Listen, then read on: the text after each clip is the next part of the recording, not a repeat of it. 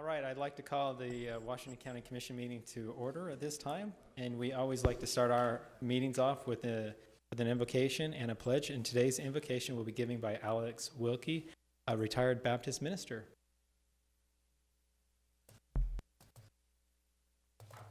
As I start this evening, I'm going to read one of the promises that comes to all of us. Now, this is the confidence that we have in Him, that if we ask anything according to His will, He hears us. And if we know that He hears us, whatever we ask, we know that we have the petitions that we have asked for of Him. Let us pray.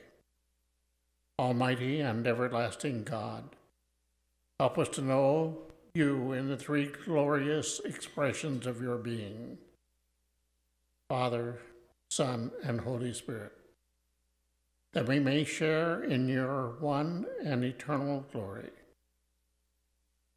Now for today, bless each commissioner present for this meeting. Bless also all in attendance this day. And we say our prayers in the name of Jesus. Amen. Amen. Thank you very much. Today, our Pledge of Allegiance will be offered by our own deputy, Carl. You'll please stand and repeat after me. I pledge allegiance to the flag of the United States of America and to the republic for which it stands, one nation, under God, indivisible, with liberty and justice for all. Thank you. Thank you, and thank you for filling in today. Thank you. Today, we start with the consent agenda, and just so you know, St. George City has adopted the consent agenda off our example, and they're very happy with that change, by the way. Probably saving them an hour. I bet it is. They mentioned that to me, that how much time it saves. The consent agenda is a means of expediting routine matters which come before the commission for approval. The consent portion of the agenda is approved by one non-debatable motion. If any commissioner wishes to remove an item from the consent portion of the agenda, that item becomes the first order of business on the regular agenda. Well, Mr. Chairman, if there's no objections, I'd like to make a motion that we approve auditor-approved claims for payments for May 2nd, 2018 through May 15th, 2018.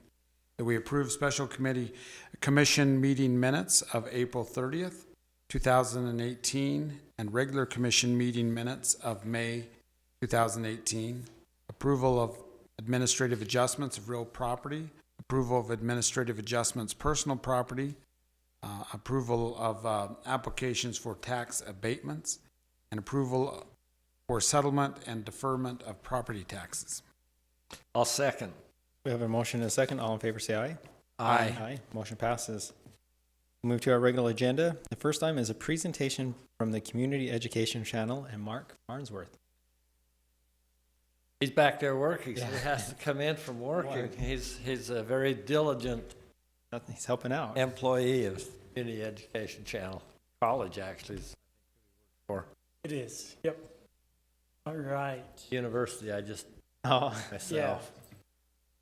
Didn't correct you, so I'd be in trouble, so. Yes, so I'm the director of the Community Education Channel, which is a partnership between the cities and the county and the university. And I'm just here to kind of give you an update what we've been doing in the last year. So, of course, I've got a little video for us to watch so that you can be entertained instead of listening to me.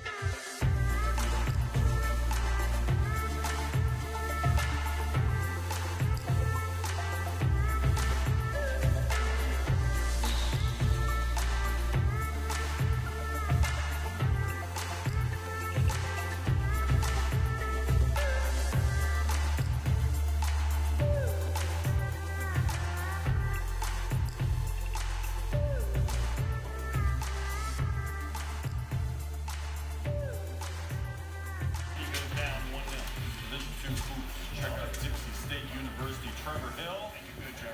Do you think he's not just chilling in IHOP right now, bragging about this? You're wrong. Good dog, Dixie State 9976.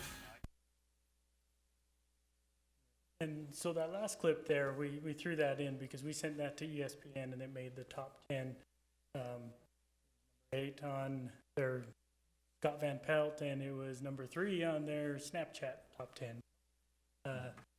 Something we were pretty excited about, national recognition for the university and the whole county. So I've got some numbers I was going to run through with you as totals of what we've gone over. To start off with, the way it's broken down, the contributions for how we're funded is right there. Washington County covers about a little over 10,000 of our annual budget. Based on population, how that's broken down and split up over all the cities involved. Some production totals we did for the year. We covered 76 city and county meetings, 111 athletic events. That's high school, cover high school football and basketball, and university athletics as well. 82 talk shows, our sports talk shows, a story to tell, other things that professors do on campus. The new thing we added this last year and a half we've been doing it, is Melissa Anderson joined our team and has been doing an excellent job covering stories around the county. She did 202 stories this year. Quite amazing.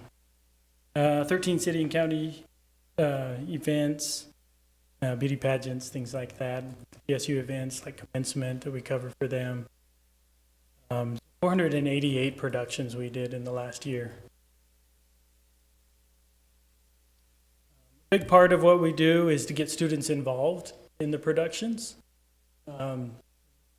Students are involved from day one. They get hands-on experience as part of the active learning, active living theme that the university has gone with. Touch cameras from day one. They're on cameras. There's cameras there. So as part of that, we have the Media Studies Bachelor degree, which has been there for a while. 3 years ago, we added the Media Production Certificate as another step people can do. It's a 1-year program. They can get a certificate. And then this last spring, we implemented a new program that so far has had some great response from students. Excited about digital badges. And those are job specific, so they can learn just about that job, and they can earn a digital badge, and they can use that as a credential to go apply for a job or whatever. Shows that they've hopefully on their way to getting their bachelor's degree. It gives them steps, and we can get some retention in these students to stay longer in the program. And then concurrent enrollment, we've been involved with the high schools. They're able to come and take some of these classes as well and start learning while they're in high school. And then they can build great portfolios to take to their career and show off and get great jobs. A new thing this last year is we added the YouTube channel. We've had some great success there. We've gotten up to 477 subscribers.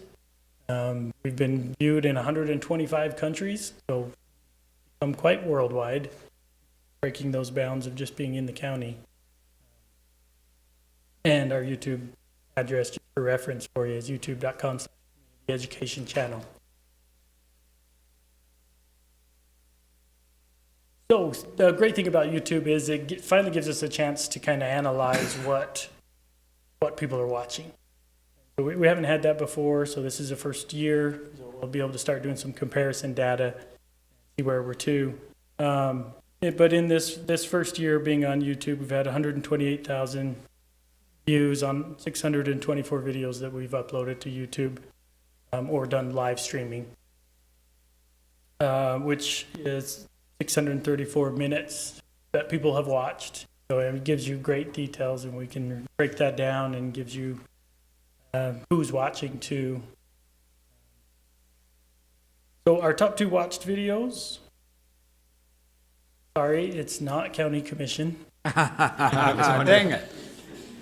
The Iron Man video that Melissa Anderson did a story on last year actually hit over 15,000 views on it there. And the second one is a story to tell with Jan Broberg, who, if you don't know her story, it's quite an amazing story, and check that video out.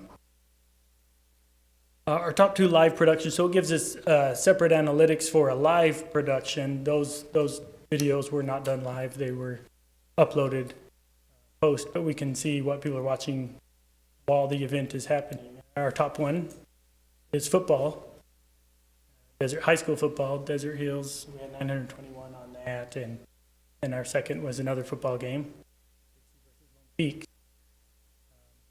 So not even a local game, but of course that makes sense because people from up north can't make it down can still watch. So I don't know if you have any questions for me, but that's live. So Marcus, if we missed one of those high school football games, could we then watch it on that YouTube channel? Absolutely. Yep. It's up there. Yep. Later. Yep. Nice. Stays up there. Okay, well, we sure appreciate everything that you're doing, and Melissa has been doing a super job well with those shorts that she's been doing. So, thank you. Really appreciate it. Thank you, Marcus. Appreciate you.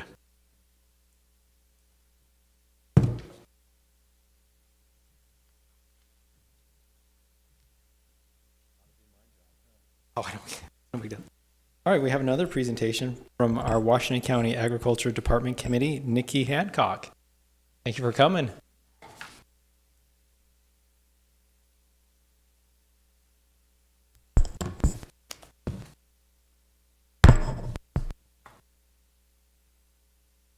Cheyenne? Or the other side's not plugged in now. Oh, yeah, I think so.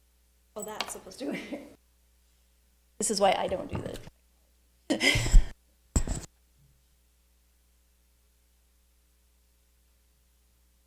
Not too fast.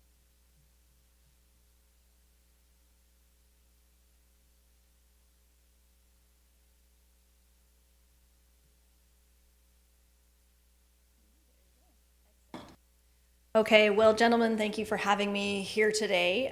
We're here to talk about and discuss, I guess, the formal formation of a Washington County Agriculture Development Committee, which will operate as a subcommittee of the USU Extension Services in partnership with UACD and Washington. So, the overall overarching goal is to strengthen the economic and social viability of agriculture in Washington County.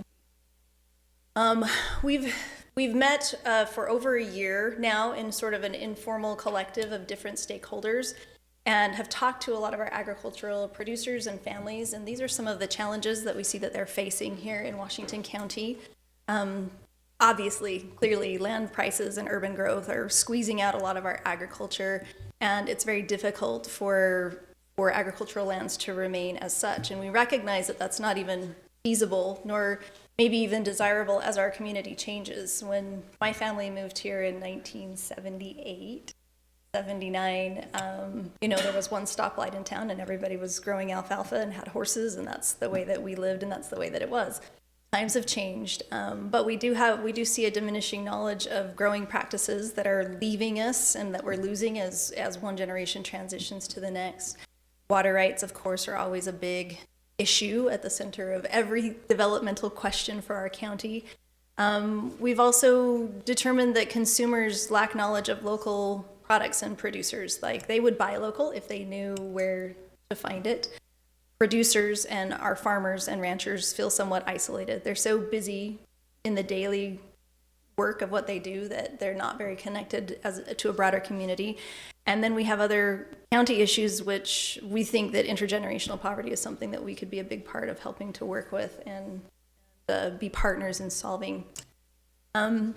So what we would like to do is look at how we can connect and share information with the public and with one another as agricultural producers. We'd like to develop marketplaces and build bridges between outgoing and incoming producers.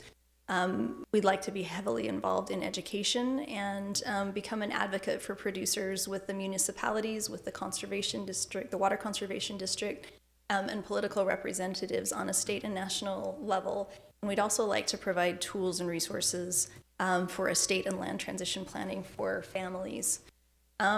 So the genesis of this idea began almost 2 years ago, as Commissioner Iverson and I were looking at some of the things that Utah County had done, and in partnership with Envision Utah and with large backing from the state of Utah, they created a really fantastic toolbox for their county wherein they identified really specific needs and basically gave options and opportunities for creating stakeholders and people who were concerned about agriculture to come together and work together in a really productive way by demonstrating, hey, these are things that have been done all over the country and in some cases across the world, and allowing people to come together creatively to solve some of the issues.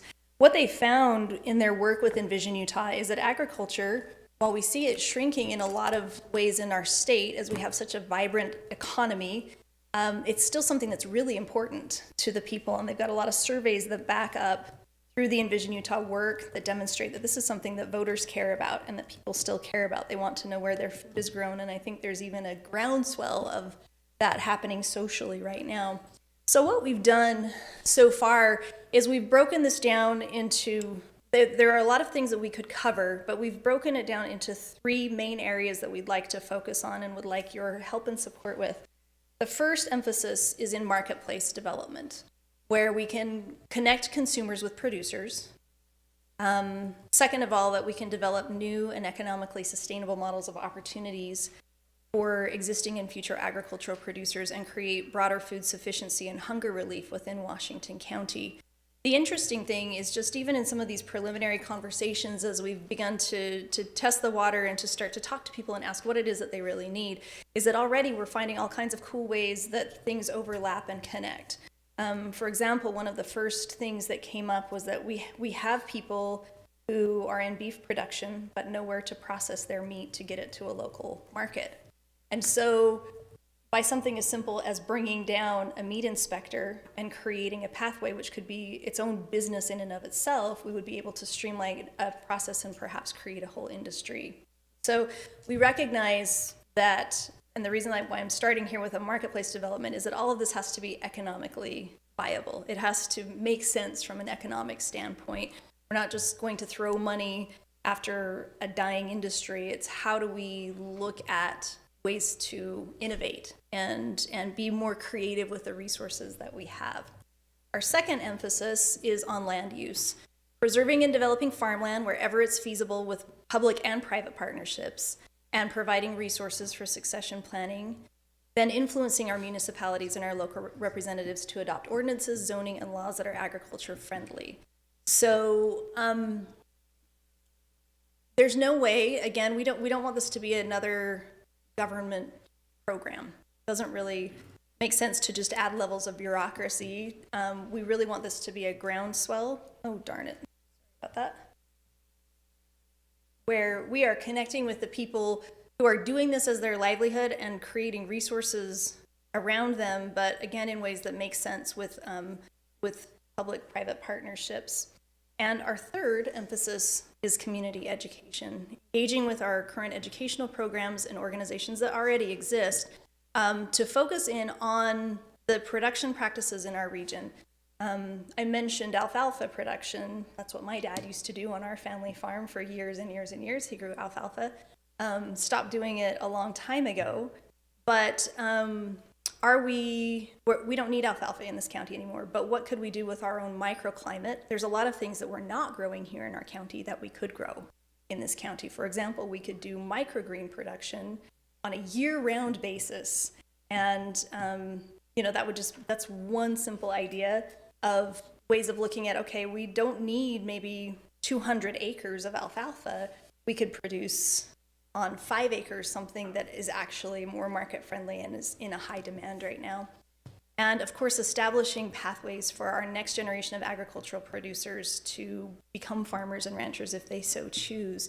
If you think about some of those land crunch issues, I'm a young person who wants to get into agriculture today, the costs are so high. It's just, it's not even feasible to think that you could create a sustainable business model. So how do we create ways to make those bridges happen and make it work? So these are some of the goals that we've come up with. We would like to follow in the footsteps of what Utah County has done. Now, again, I've had the opportunity to visit with Commissioner Adams, and they essentially said we backed this because we felt like Utah County could afford to do the studies, but they really wanted to create something that was usable by the whole state. And they said if there are counties that want to come forward and say, here's our plan and here's what we want to do, they will support us. So there are all kinds of resources here where we can take and work together to develop our own plan and our own pathway for Washington County. We'd like to create conferences for producers. So again, building those bridges to connect young and old.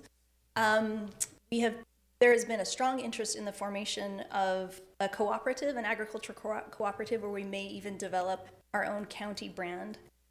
Years ago, I lived in Oregon, and at that time, you could only buy Tillamook cheese at the local grocery store. Now I can buy it here in Washington County in Costco. And that was a very deliberate move by their agricultural producers to come together and form a brand that now has nationwide brand power and recognition. We'd like to create a producer directory so that local people who want to find out what's grown here can have access to that. We've talked about creating a farm-to-table county tour, like a taste of Washington County, where we would actually create an event over several weekends during the beautiful time of year, and we would have locations throughout the county where several producers would come together and people could actually go and taste what's growing here in Washington County. I mentioned the development of new crops and technology to make sure that what we're doing here makes sense and that we're maximizing the benefits of our very unique climate that we have here, and then evaluate and support and create changes in legislation in zoning as needed. So even though we have been kicking this around for a while and doing a lot of talking, we have actually achieved a few things. The results of this very condensed presentation is the work of about 18, 19 months worth of a lot of conversations and involvement. So we've been able to identify community stakeholders and assess those needs and challenges and start to build the foundations for strategic partnerships. We've begun our producer directory, we are researching our resources and tools, and we've had the launch of our first successful community agricultural project. So you'll see that top picture right there. That's a little hoop house that has been constructed on the grounds of St. George Academy, a charter high school in Washington Fields. And we worked with USU Extension Services to obtain grant money. I aggressively went after a few greenhouse builders and manufacturers and got them to donate the solar wrap and greatly reduce the steel construction of the building itself. Sunrock is going to be donating gravel for the inside. The Academy, of course, is putting up the land. And what this is going to allow us to do is create this really cool, small synergy of everything that we hope to create in larger and larger impacts for our county. So we have students who are going to be working with Benjamin Scoud beginning this Friday to build their own grow boxes. We have two different faith-based groups that use the Academy as a church that have already begun hunger relief programs where they're collecting donated food twice a week, and the students are working to push that out, so they'll be able to use that. We have a cooking program that's going to be coming in over the summer through Extension Services that's going to be teaching people how to cook with the fresh produce that we grew in the garden, and we hope that next year we can develop that even further and have the students establish their own farmers market as a result of this. So it's one small way where everybody's done a little bit of the lifting and it comes together for something that's really beneficial. So I just put these pictures together because they were things that sort of spoke to me about what we lose here in Washington County if we do nothing.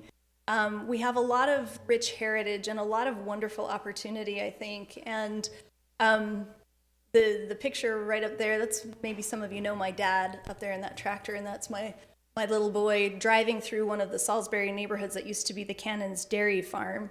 on his tractor as he was bringing things from here to there. And I just thought it spoke to what we're seeing all over the place. We're seeing farmers' fields turning into to new houses and new businesses, and that's not necessarily a bad thing. But if we're not conscientious about the resources that we have, they are going to go away. And the interesting thing that I hear all of the time, I also serve on the board of directors for the Washington Area Chamber of Commerce. I hear people talk all the time about the reasons that they move here and the quality of the life that they have here and what they see. And a huge part of that is because of the community that's been grown up around these types of things. When you think of Santa Clara or Washington Fields or Washington City, agriculture has played a huge part in our heritage. So I just wanted to close my presentation, and then we'll ask or answer any questions. I know that we have some legal things to go through, but I'm a fourth generation greenhouse rat, and my great-great-grandmother during the Depression started a small greenhouse off the side of her house to help augment the family's income that eventually overtook the farming that her husband was doing. I think she was maybe a little bit better at it than he was. Her son, my grandfather, began a greenhouse and floral shop shortly after he and my grandmother married, and my Uncle David and my Uncle Roger continue to run that. My Uncle David, Dr. David Gibby, is actually the founder of the Master Gardeners program. It was his doctoral thesis work when he was at the University of Washington. And I have lots of uncles and lots of cousins, and we all spent our summers up cherry trees and planting peonies and working in the floral shop and singing and working together. But there's a story, my mom's youngest brother is a wheeler dealer investor kind of guy, and he came to my grandpa one day. And in those days, back behind Gibby Floral in northern Utah, they would plant pansies out in rows, and people would come and dig them up and take them away in their own trays. And he said, "Hey, Dad, I've got this investment opportunity. You give me $20, and in 6 months, I'm going to turn around and give you 60. And my grandpa said, "Well, that sounds like a really good deal." And he said, "But I want you to think about something." And he reached down into his pocket and he pulled out a handful of seeds. Now, there's a couple of things my grandpa would carry in his pocket all the time, and one of them was Tic Tacs and quarters. So as grandkids, we were pretty familiar with reaching in to try to find Tic Tacs and anyway, but he always had seeds in his pocket. And he said, "I'd like to talk to you about what a real investment is." And he said, "With this handful of seeds, I can plant something that will perpetuate itself until my grandchildren's grandchildren's grandchildren can see it. So that's the kind of investment that I'm interested in, son. And when you bring me an investment like that, you can have my $20. So I wanted to close with that, because what we're asking for here today is really just seed money. It's the opportunity to get started, with the full intention that we will bring in partnerships, because the more people that we encourage to invest in this, the more successful we will become. And so that's really it. We'd like a little seed money to match the contributions that the UACD is putting forward, so that we can really launch this properly and begin to give it legs and growth as we move throughout and help preserve and protect our agriculture in the county. So, any questions for me? Well, I just want to think, I feel bad my kids aren't. I grew up on Right. a dairy farm. I have to admit, I hated it. But milking cows, I should say. But I feel bad my kids don't understand. Like, I was trying to explain to them about milk and how milking a cow and all that stuff. And they just, They literally don't know. so I took a trip over to my uncle's farm. But thank you for what you do, and I You're really very appreciate welcome. You're very welcome. I believe that you've been given the legal proposal in Yeah, I terms think of we how have that the next on our committee will. agenda. Should we go right into discussing it. Yeah, that? let's And, go ahead. Okay. Maybe I can speak a little bit to this motion. As Nikki mentioned, we've talked about this for 2 years, and we've talked about it with our good folks from the Dixie Extension, as well as our folks from ACD. the Conservation District and the Extension. But I think all of us are very concerned with our county as we grow and change. There's a certain part of us that wants to keep as much as we can. And I think about, art around the corner and our investment in trying to make Washington County just this wonderful place to live and maintain a lifestyle. And I think agriculture is in our roots. Local grow is something that's very beneficial. And I'm we've been trying to find a good home for it. And I think housing it in Extension with a partnership from the Conservation District is a good place to start. And, we have great volunteers and let them take it from there.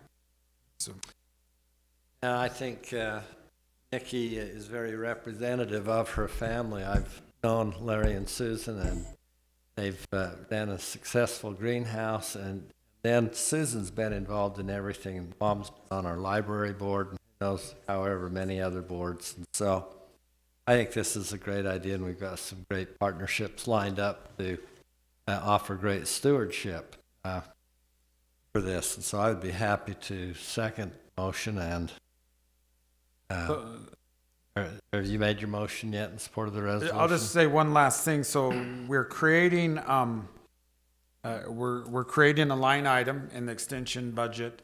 $5,000 will come from the Conservation District, and $5,000 will come from the county.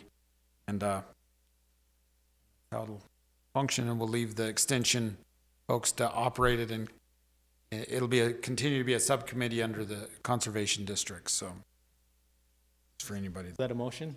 And that was a motion that we adopt Resolution R-2018-2327. And I second. We have a motion and a second. All in favor, say aye. Aye. Motion passes. Thank you. When you have the votes, don't keep talking. That's right. Item number 4 is consideration of purchase requests, and we have Ray Boyer here.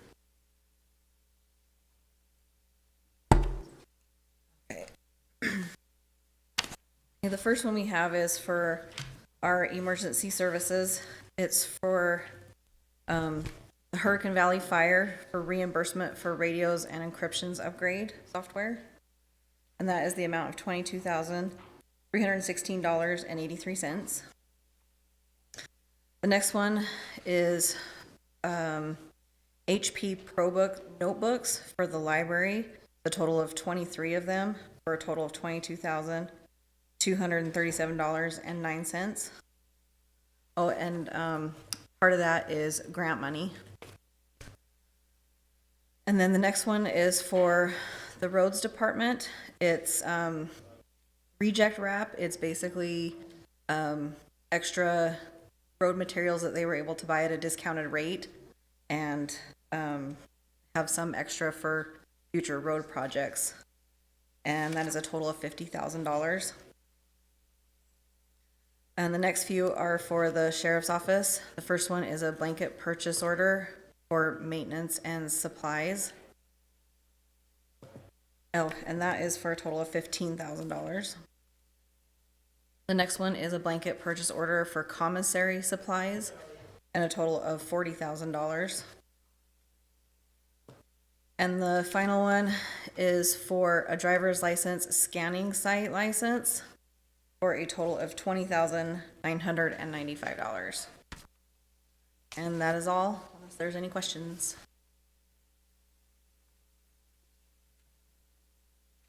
Speed, they can give you a ticket faster, part of it. So I did have some questions here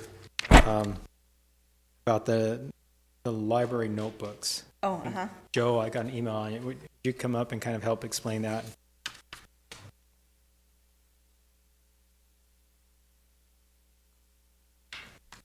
I would love to talk about the laptops for the library. I got a request from one of our librarians that they'd like to run with an idea to buy laptops for programming. We have computers in every library. Every library has one laptop that they can use for their own putting together programs and running them on the projector screens and whatnot, but we don't really have a lab where people can set up and do class kind of participation or other programming. So this grant that we applied for, an LSTA grant, we asked for 15 laptops. We asked for $7,500 to pay for half, and then we would match the other half. The thought process would be to do the class instruction, talk about our database and the different resources that are available through the library, to help people do computer instruction and how to use the computers and different ideas there. And also for teen programming. And one of those areas where to really entice those teens is on technology and having different sorts of events and gaming and everything like that. So we put in a request for IT to do a little research on a good computer that would work for us. And they provided this HP Intel Core i7. It's a business level computer. So basically what that means is the consumer level is more what we as consumers are interested in. We're interested in a really good price and maybe that they don't have the longevity that the business level computers have. So that's the difference between business and consumer level. They're a little more pricier than the normal consumer level, but I think the longevity that we would get out of them and the ability to hold these different programs are worth the investment. Say they're an i7 processor. Yes. You know more about computers than I do. We have one i7 at our house. That's pretty state of the art. My question, I'm concerned with just the expense of it, and longevity is a big deal. We could buy 3 inexpensive laptops, price one of these, and I'm not sure whether it's a better buy over the long run to buy a less expensive computer and replace it and let it evolve with technology quicker than buying something and then it's like frozen with whatever you've got for as long as it lasts.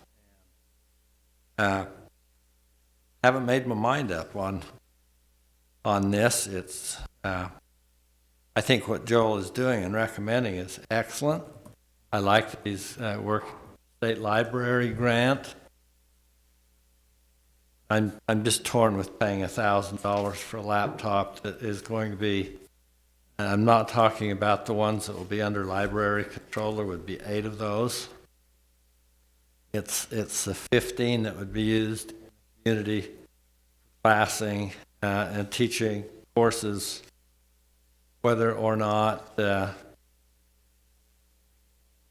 we buy $1,000 So would all of them laptops be for that. housed in the St. George branch? Is that where we'd be basing them out of? We're going to start it off in the Washington Library. Oh, And start the program there. And we have training set up already to, once the libraries are purchased, starting mid-June, to hold different courses. But the technology drive, the higher level technology, really my secondary reasoning is teen programming. Be able to drive the different types of events and programs with the computers and different games and different enticements to bring the teens into the library.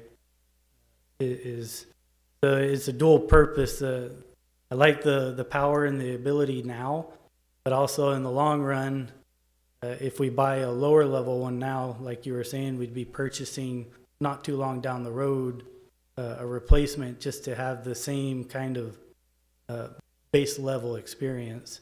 so these are Apple products? No, these are HP, HP. Hewlett Packard. I could go either way. I mean, I know that sounds really Yeah. deliberate, but Well, I'll go on the record and make this easy. Gaming is not high on my list for providing computers for the library, so I don't care if we bring teenagers in to play games or not. I think bringing them in and teaching them how to earn a living and do whatever with computers and use our library is very good. But with Joel's homework and how long these are going to last, because I'll remember while I'm here. I'd make a motion that we approve his purchase order and those presented by Ray as outlined. And I'd like some feedback, Joel. I really would, on how this is working out for the libraries and whether it's meeting your expectations. It's pushing me right to the edge of my comfort level, buying a laptop that I probably wouldn't buy for myself. But I know that when I buy something, I take really good care of it, and all of your patrons are not going to have quite that ownership of it. And so longevity and toughness, things like that are important for you to consider, and so I'll defer to that. So that would be my motion to accept purchase orders as outlined. And I'll second that, and I also appreciate Joel. I know you've done your homework on this, because you're always prepared on this. So. Thank you very much, and I'm pretty excited. I will definitely keep you apprised of everything. Okay, thank you. So we have a motion and a second. All in favor, say aye. Aye. Aye. Passes. Thanks. Number 5 is our own Sheriff Corey Pulsifer.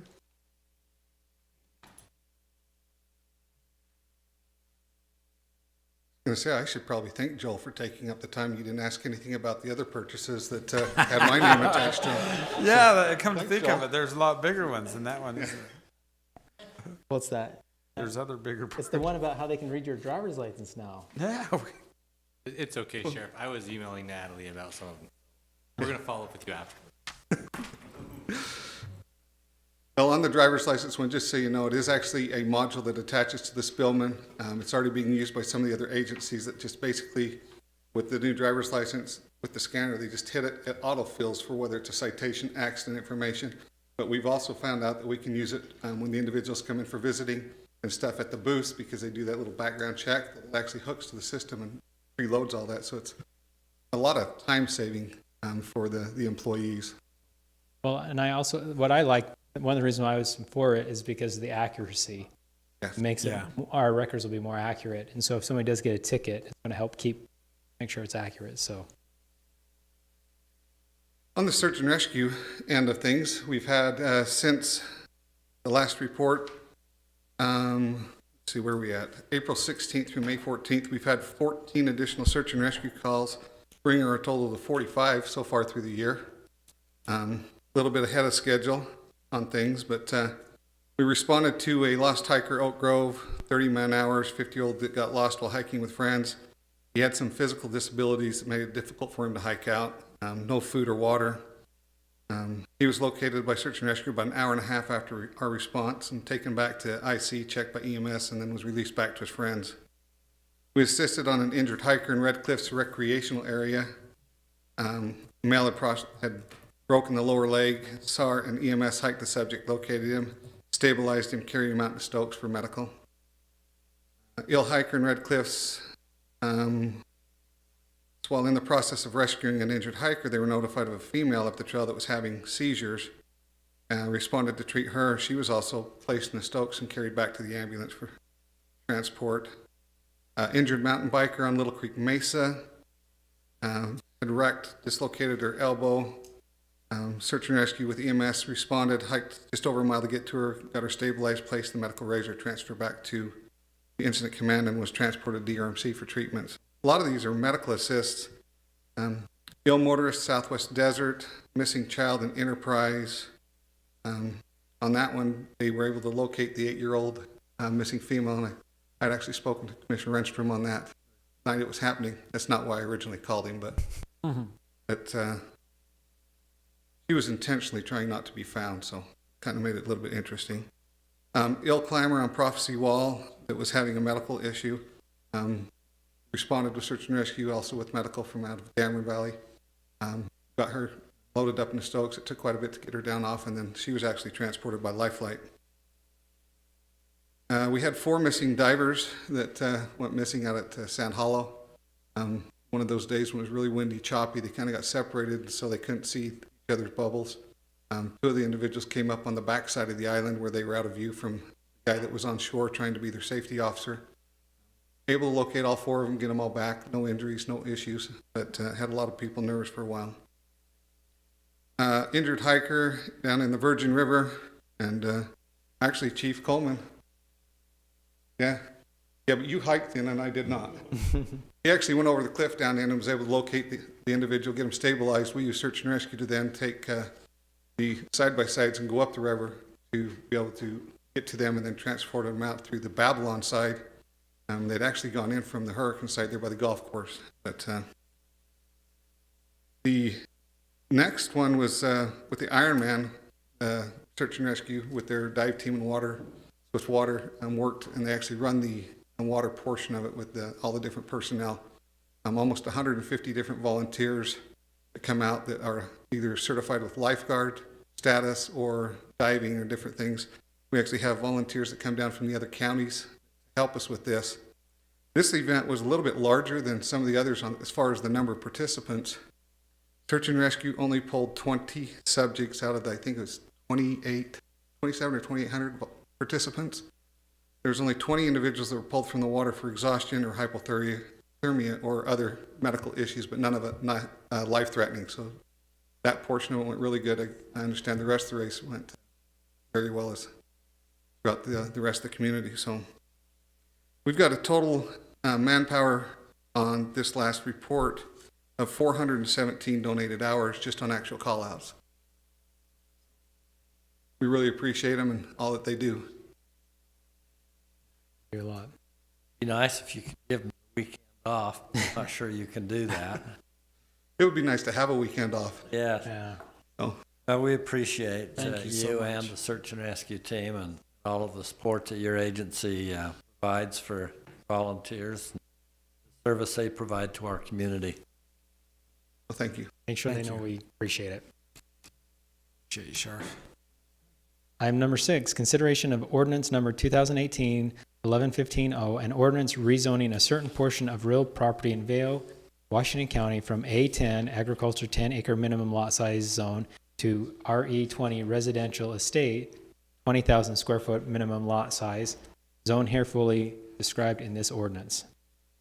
That pretty much describes it. They're Haley and Austin Gasley, hopefully I'm saying that name right, own a parcel up off of Spanish Trail Drive in Vale, and it's 0.83 acres in size, and it's currently zoned agriculture 10 acres. And so because of it doesn't meet the minimum lot size requirement of the zone, they weren't able to get a building permit.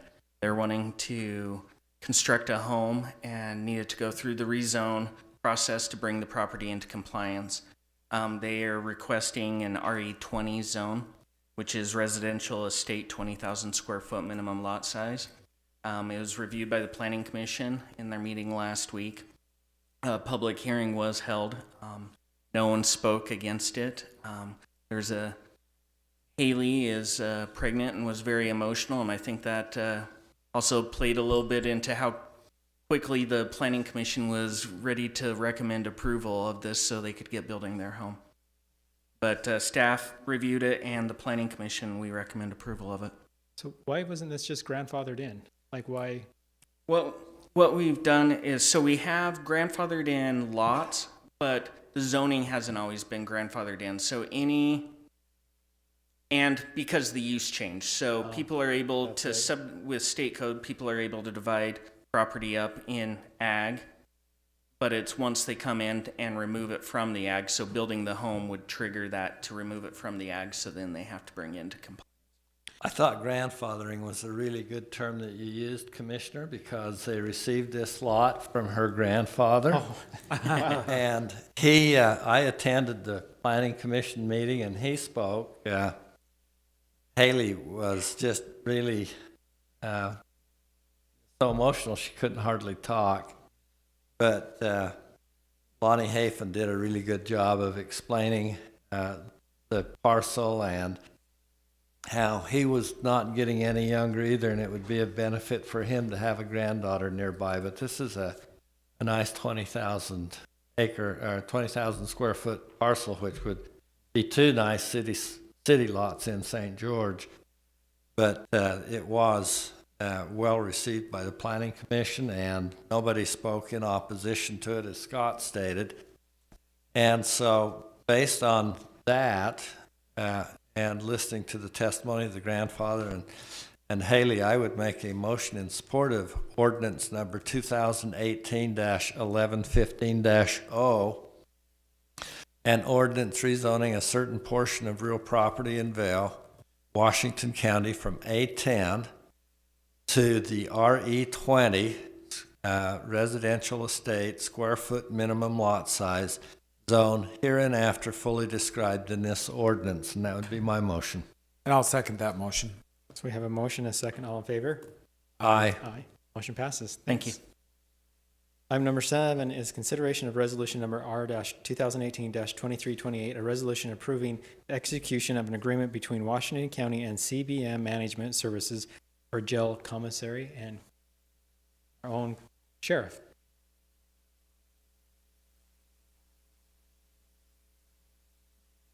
So Eric can probably tell you more about this. These legal contracts that we have to do. Company that we were doing our commissary and stuff, there's been a bunch of changes almost nationwide where some of these companies have kind of joined together and kind of made some differences. And so to meet our needs, we ended up changing the commissary company that we were working with. And this is just to put into place the agreement that we have with them to provide those services.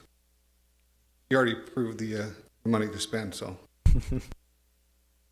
Well, with that, I'd like to Eric, make. you need to add anything to that? The options were limited on who we could go with, how to bid, because this company was kind of the one that was left standing after the other one we went away from. We treated it like a sole source provider. Okay. Mr. Chairman, I'd make a motion that we adopt Resolution R-2018-2328, a resolution approving the execution of an agreement between Washington County and CBM Management Services for jail commissary. I'll second. We have a motion, and a second, all in favor, say aye. Aye. Motion passes. Next item is number 8, consideration of resolution number R-2018-2329, a resolution appropriating funds for the Confluence Conceptual Park Plan. And Commissioner Iverson, you. Okay, we've been working on this with Ash Creek Special Service District on the Confluence Park. Many people are aware that Ash Creek has some property as you go into the park, and they're planning to build a water treatment plant there, after which the irrigation water for the park will come from that treatment plant. And in this process, we're just going to do a more detailed plan. I believe this will take us to about 30% planning as far as engineering goes. Our engineer on the commission can tell us that's a good thing. Anyway, so it's just a partnership with Ash Creek to get this planning for the park. I think a good idea, a great idea, because with Ash Creek coming in and running that plant, it gives us an opportunity to go ahead and develop the Confluence Park. I'm always amazed by how many cars I see parked there where people are frequenting the park. This gives us a chance to bring some green into it, and it's through reuse instead of use of our primary water, which is, I think we need to set the example of being able to do that in the county. And this seems like a really great partnership with Ash Creek and leveraging those dollars so that we get the maximum benefit for the public. And so you made the motion, you spoke in favor of it. Have you made the motion? No, not yet. I was waiting to Well, I'll second make your the motion and I'll let you second it. I'd make a motion in support of Resolution R-2018-2329, a resolution appropriating funds for the Confluence Park Conceptual Park Plan. I'll second that motion. A motion, and a second, all in favor, say aye. Aye. Aye. Motion passes. Thank you. Consideration of resolution number R-2018-2330, a resolution approving an annual software maintenance and support agreement for software allowing the efficient transfer of information from the county attorney's office to the 5th District Court. And Eric Clark. Commissioners, this is one where we have a company that's written software or written a program so that our Justware can communicate with the court, program the district court's using now, so that we're not having the data enter information, file stuff for the court. And this is just a 5-year maintenance agreement with that company. The one in your contract, $2,500 a year, but just this afternoon, somebody renegotiated with them, and now it's $1,500. So let's not sign the contract that's in your packet. I'll print that updated to you tomorrow morning. Who did as long that? as you approve it. But Who negotiated? I have, the email chain says, we're not sure why this got lowered, but all the commitments are the same. So I suspect this is something that several counties are involved in, and somebody did us a favor, it's saving us a little bit of money, so. Good. No, but I know this is saving the attorney's office a lot of staff hours. So it's a good thing too. Previously, the court did the data entry, and then when they got their new system, hey, we're not gonna do this anymore, anybody that files has to do it. We already do it for our systems, now this just, We're probably saving that money in paper now, aren't we? Yeah. By going with Justware and much more paperless. Well, Mr. Chairman, I'd like to make a motion that we adopt Resolution R-2018-2330, a resolution approving an annual software maintenance and support agreement for software allowing efficient transfer of information from the county attorney's office to the 5th District. Could you add in there with the amendment? With the amended savings. to I'll reflect the second. amended savings. We have a motion and a second. All in favor? Aye. Aye. Motion passes. All right. We come down to number 10, which is Commissioner's Report. And I would like to say that if anybody on Tuesday, hopefully it'll be on C-SPAN, our own Commissioner Cox will be back in Washington DC testifying for our public lands here. And so, That's exciting. That's not very often that a kid who grows up in St. George gets to testify before Congress, and great. Commissioner Iverson's had that opportunity, so, What committee is it? Is it the House Resource? yes, Oh, that's fantastic. Congressman Bishop.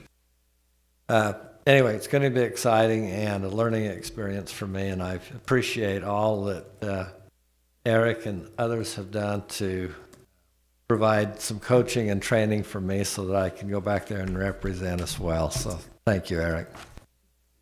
So did you say Congressman Bishop will be chairing the meeting or chairing the? Yeah. so Oh, well, he'll take care of you. that's great. Oh, that's great. All right. Seeing no other items on the agenda, I will call the meeting adjourned. Thank you very much.